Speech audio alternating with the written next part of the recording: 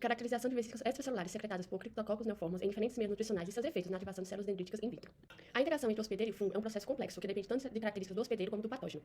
Uma das estratégias de virulência dos fungos é a produção de vesículas extracelulares, que conferem resistência ao fungo e que são capazes de modular a resposta imunológica do hospedeiro. Criptococcus neoformans produz várias moléculas de virulência relacionadas à sua capacidade de evasão do sistema imunológico e de sobrevivência dentro de macrófagos como fosfolipase B, fosfatase ácida, lacase, urease e superóxido dismutase. Essas moléculas podem ser exportadas pelas células diretamente ou através da liberação de vesículas. O objetivo desse estudo foi avaliar como o conteúdo das vesículas extracelulares secretadas pelo fungo patogênico humano Cryptococcus neoformans, crescidos em meio de cultura com aportes nutricionais distintos, são capazes de modular a resposta imunológica através da ativação de células dendríticas in vitro. Metodologia. Nesse estudo foram cultivadas duas cepas distintas de Cryptococcus neoformans, uma capsular H99 e um mutante hipocapsular Delta Cap 59, sob diferentes condições nutricionais de meio rico 100%, meio médio 50% e o meio pobre 10%. Após o crescimento dos fungos nas placas, foram utilizados raspadores de células para retirar todas as células presentes e posteriormente as leveduras foram ressuspensas em tampão fosfato, PBS. A suspensão de Cryptococcus foi centrifugada a 5000 G por 15 minutos e o sobrenadante retirado e filtrado, e posteriormente ultracentrifugado a 100.000 G por 1 hora. E o pellets contendo as vesículas foram ressuspendidos em 500 microlitros de PBS. As vesículas foram caracterizadas através de quantificações de proteínas de esterol em sua estrutura, por espalhamento dinâmico de luz e por microscopia eletrônica de transmissão.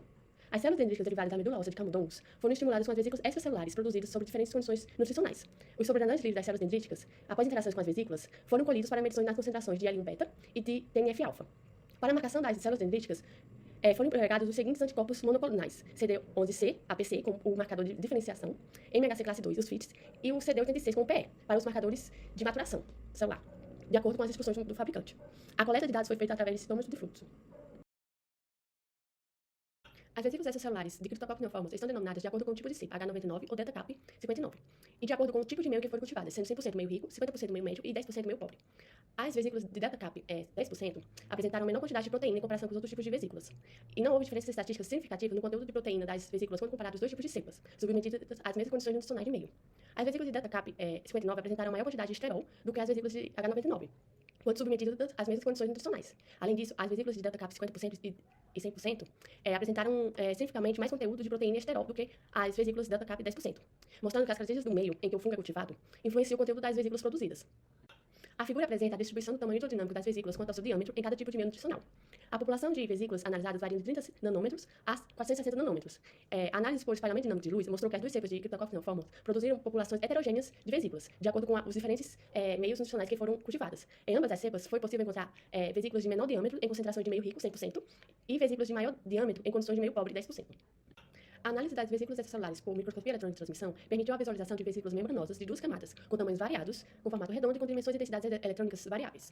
No contexto de ativação do inflamassoma, a produção de L1-beta pelas células dendríticas incubadas com as vesículas de H99 100% foi reduzida, quando essas células eram tratadas com LPS e nigericina. Além disso, houve diferenças significativas na produção de L1-beta entre as células estimuladas com as vesículas de H99 10% e H99 100%, indicando que as vesículas produzidas em meio rico são capazes de induzir uma resposta anti-inflamatória. Não houve diferenças significativas nos níveis de produção de TNF-alfa no contexto da ativação do inflamassoma, exceto para as células dendríticas estimuladas com vesículas de Delta Cap 10%, em que a produção dessas citocinas se encontrou reduzida. Para verificar o perfil de ativação de células dendríticas estimuladas com as vesículas de Cryptococcus neoformans, as células dendríticas foram estimuladas com zimozan para o controle positivo de ativação. As células dendríticas, constitutivamente, expressam níveis baixos a intermediários de moléculas de MHC classe 2 em sua superfície. O nível de maturação dessas células aumenta de acordo com a maior expressão de MHC classe 2 e de marcadores co-estimulatórios, como o CD86. A figura apresenta a expressão em intensidade mediana de fluorescência, MFI, da molécula de MHC classe 2 e as porcentagens de células positivas para CD86 e MHC classe 2. As células dendríticas estimuladas com as vesículas oriundas do meio rico, H99 100% e Delta Cap 100% apresentaram aumento na expressão de MHC classe 2, indicando uma maior capacidade dessas vesículas em ativar essas células, enquanto as células estimuladas com vesículas H99 50% apresentaram um aumento intermediário. O mesmo padrão de ativação de células dendríticas é visto quando analisamos a porcentagem de células positivas para o MHC classe 2. Durante a análise, foram detectados dois picos, relacionados com a porcentagem de expressão de MHC classe 2, nas amostras analisadas, que foram separados de acordo com o nível de maturação dessas células. O MHC classe 2 low é indicativo de células dendríticas imaturas, enquanto o MHC classe 2 high é indicativo de células dendríticas maduras, que expressam níveis elevados de MHC classe 2 em sua superfície.